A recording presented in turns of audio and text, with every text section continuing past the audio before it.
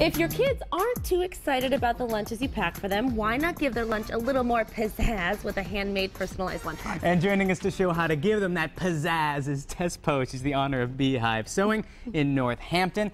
I'm loving this idea. I think I might use these as my work lunchbox, I actually really like this little, well, we'll get to that. We're going to talk about this one first, but we'll get to the bento box. Let's start with the kids' lunch sack. So this is a terrific idea for your children's lunch. School's back in session. We just heard a little bit about stress. Nothing more stressful than trying to plan out lunches and think about kids grabbing something, throwing it in their knapsack. That's healthy and they like it and all that stuff. Exactly. Right. So this is a great little project. I want to show you a couple important things and the ways that we make it. What's great about this project is that we're using a single pattern piece. So we can fold this up and keep it in our sewing bin and go right back to it. We keep it all on one piece of paper. It's really just the piece that has the flap on it and a piece that doesn't have the flap on it. So we cut the fabric to match, first step. We're cutting fabric to match, and in fact we're going to actually make two bags and we're going to put one inside the other. What I did on this lining is I used vinyl because I want it to be a wipe clean.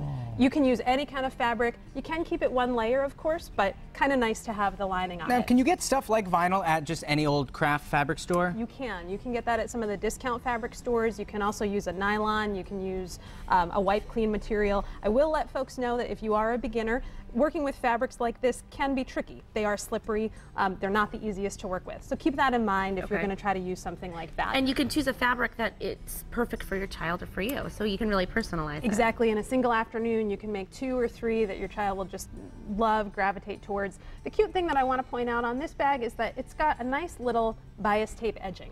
So last time I was here, I mentioned the word bias tape. We thought maybe that involved something sticky. Doesn't involve anything sticky. You know what it is? I know 3 things about sewing, so every time I think I know, I try to say it, right. and I'm often wrong. That's a good way to do it. So bias tape is really some fabric that's been folded in half twice. It's applied to the edging of the fabric. It can be really tricky to use. So I'm going to show you a quick tip in just a second how to get it on there. Okay. We're going to set this aside though because as we see, this is definitely more for kids. So if you are an adult and you want to take your lunch to work, again, cutting down on stress as you pack for the day, we're going to have a look at this bento box carrier. So what I really like about this, it has a hook and loop or Velcro closure, and then it's got these 2 nice flaps, and this is where we can keep a glass Tupperware, plastic Tupperware, whatever it may be. Why not just use a bag? I mentioned to Ashley earlier, what I really like about this is that if you are going to be eating lunch at your desk, eating lunch at work, open this up and you kind of have your little lunchtime area on your desk. It also serves as a placemat. If you want to get really creative, you can put some loops in here for utensils. You can put your cloth napkin in here. Ooh. So you can see on this project, there's a lot of bias tape. So let's go ahead and see how this bias tape really works. See how that really works. So one of the things that can be challenging for folks is making sure that they are sewing through all the layers of the fabric.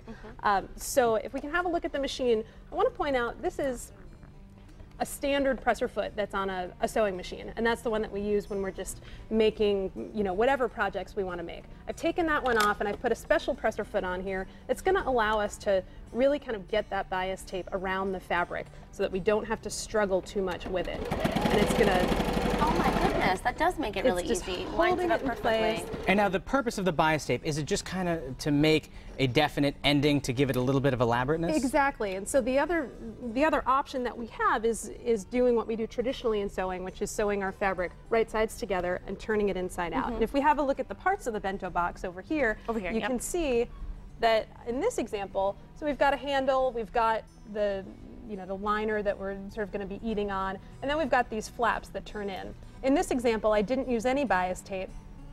And it works fine too. It works fine, but that bias tape preference. just kind of adds a little bit more, kind of extra pizzazz. Right. The other thing that's really nice about this project is you can see that on the handles here, we've got some nice handles, duck cloth on the inside, cotton on the outside. How did we get this cut out to be so nice? So I have a sample here that's sort of in process that you're going to help us finish. Oh, good. So what you can see that we've done is taken our cotton fabric, and I've put the gray fabric on the back here, and we're stitching around in the shape of the handle that we want.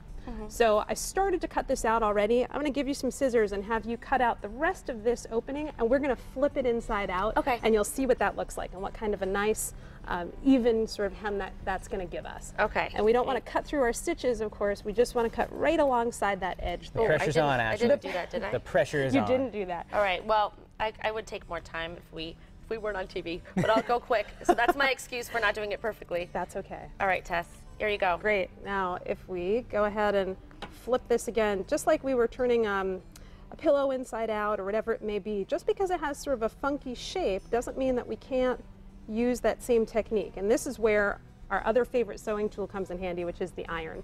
So what we would do at this point is go ahead, and take our iron, and then we have a really nice edge on that handle. This is so cute. Thank you so much for showing us how to do this. I love it.